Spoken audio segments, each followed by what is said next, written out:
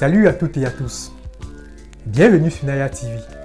Aujourd'hui, je vais vous raconter l'histoire d'un homme qui, à l'âge de 35 ans, avait déjà 36 épouses.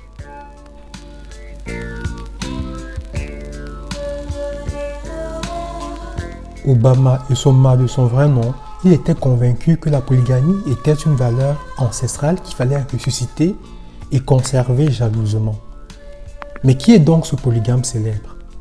Mongo Faya est né en 1952 au département d'Union Efum, d'un père grand chef traditionnel. Son surnom Mongo Faya signifie littéralement l'homme de feu.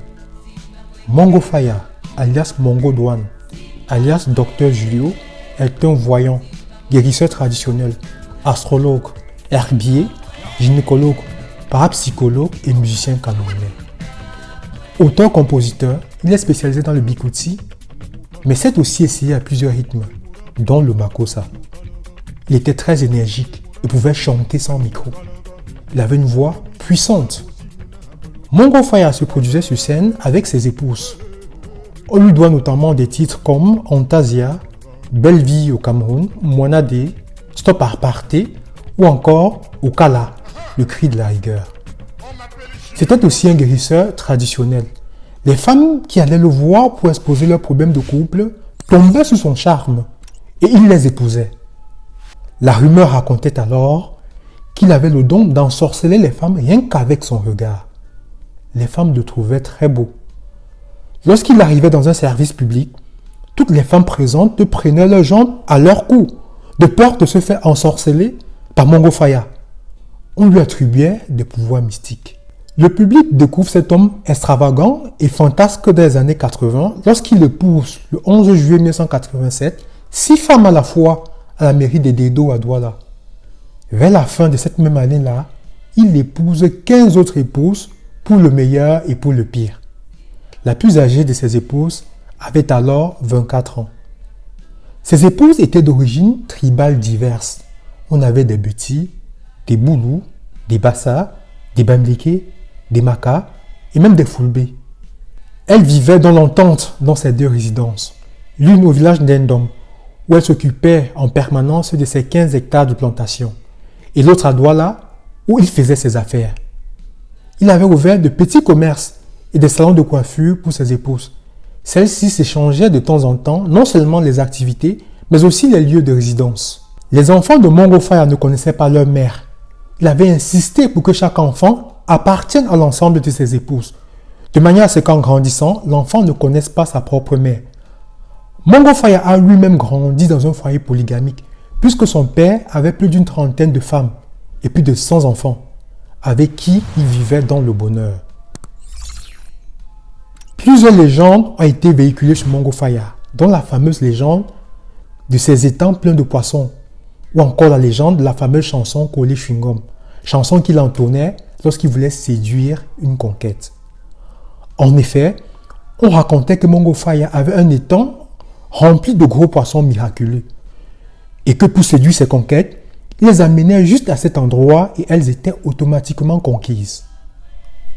Au-delà de ces légendes, Mongo Faya a réellement existé et sa réputation dépassait même les frontières du Cameroun, à tel point que plusieurs télévisions occidentales se sont rendues au Cameroun pour réaliser des documentaires sur cet homme unique.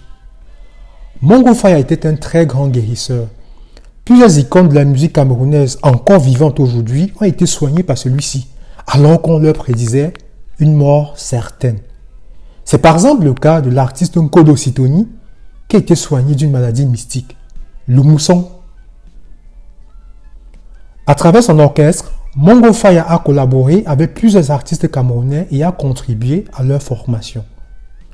Mongo Faya était surtout un homme très charismatique et élégant. Il n'avait pas besoin de parler pour être remarqué. Lorsqu'il était présent quelque part, on ressentait son aura envahir les lieux.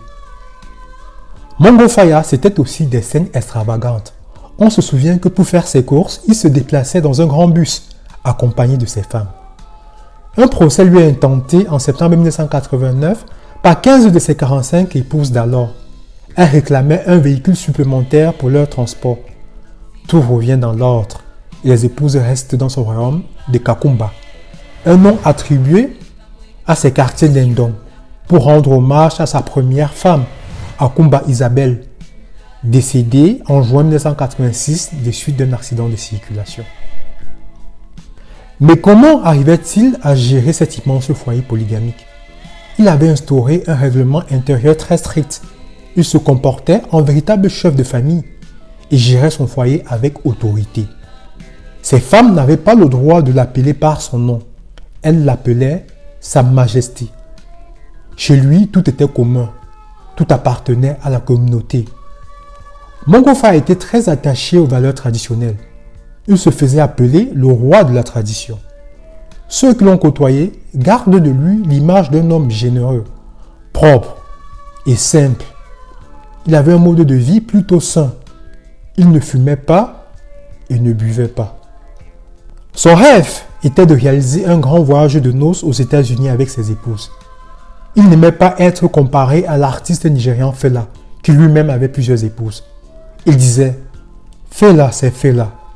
Et Mongo Faya, c'est Mongo Faya. » Au sujet de la polygamie, il disait « La polygamie n'est pas un champ de bataille, mais une entreprise où on vit en communauté, dans le respect et l'entente mutuelle. » Mongo Faya est décédé le samedi 6 juillet 2002 à l'hôpital central de Yaoundé, des suites de maladie. Son nom est resté dans la postérité pour désigner un homme qui a plusieurs femmes ou qui multiplie des conquêtes.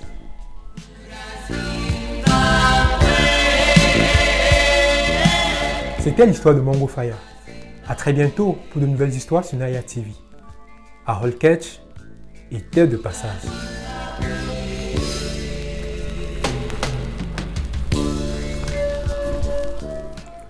À très bientôt.